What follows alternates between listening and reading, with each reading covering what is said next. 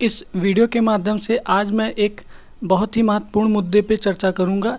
हाल ही में उत्तर प्रदेश लोक सेवा आयोग द्वारा 2018 पीसीएस का परिणाम जारी किया गया।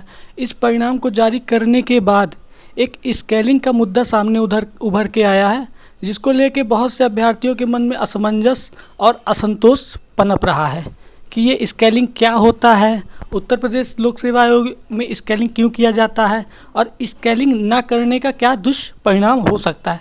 दोस्तों, मैं इन्हीं 3 बातों को आप लोगों को सरल ढंग से समझाने की कोशिश करूंगा। तो सबसे पहले बताते हैं स्केलिंग क्या है।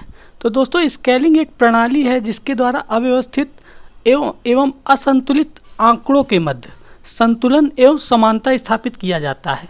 यह संतुलन और समानता सांख्यिकी सूत्र के माध्यम से कुशल विशेषज्ञ के मार्गदर्शन में किया जाता है, क्योंकि अगर कुछ भी आंकड़े में हेरफेर हुआ तो परिणाम में बहुत व्यापक अंतर आ सकता है। दोस्तों, अब बात होती है कि यूपी पीसीएस में स्केलिंग क्यों किया जाता है। यूपी पीसीएस में एक अनिवार्य विषय होता है। कोई भी अभ्यर्थी अपनी मनपसंद का कोई भी विषय ले सकता है, उसको चयन की स्वतंत्रता है, जो कि 400 अंकों का होता है।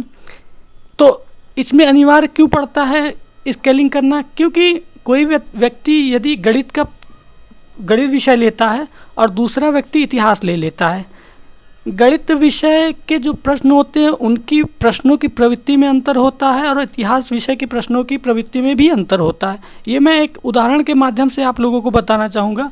जैसे गणित का कोई बच्चा है, किसी बच्चे ने गणित ली और उससे 10 अंक का एक ये सवाल पूछा गया कि आप ये बताओ कि a+b का होल स्क्वायर क्या होता है। तो उस बच्चे ने अगर a+b² + 2ab लिख दिया तो उसको 10 में से 10 अंक मिलेंगे।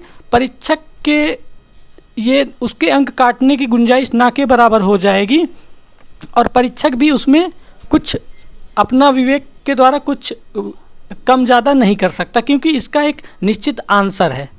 यहीं पे यदि कोई एक बच्चा इतिहास विषय लेता है और उससे ये प्रश्न पूछा जाता है कि आप हमको ये बताओ कि सिंधु घाटी सभ्यता का पतन कैसे हुआ है, तो दोस्तों ये एक सब्जेक्टिव प्रश्न है। इस पे इतिहासकारों में मतभेद है।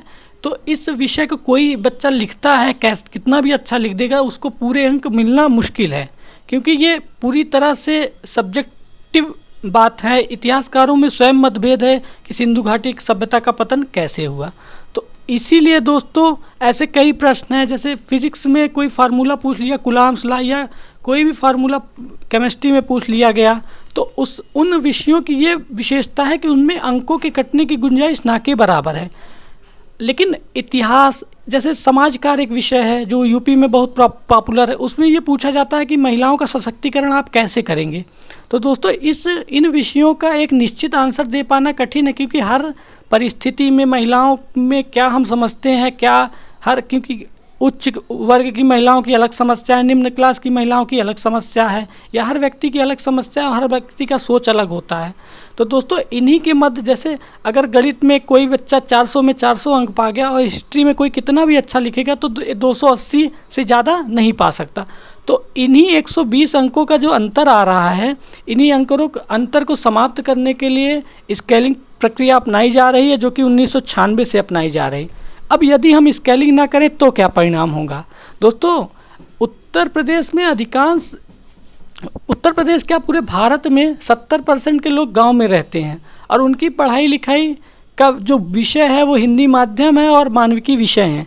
यदि मानविकी विषयों के छात्रों का चयन प्रशासनिक सेवा में नहीं होगा तो प्रशासन में जो संवेदनशीलता, सहजता और सरलता की आवश्यकता होगी वो समाप्त होने लगेगी और तकनीक विषय बहुत हावी हो जाएंगे और एक मशीन की भर्ती होने लगेगी जो कि संवेदना के स्तर से शून्य होंगे। ऐसा मेरा मानना है। दोस्तों, आप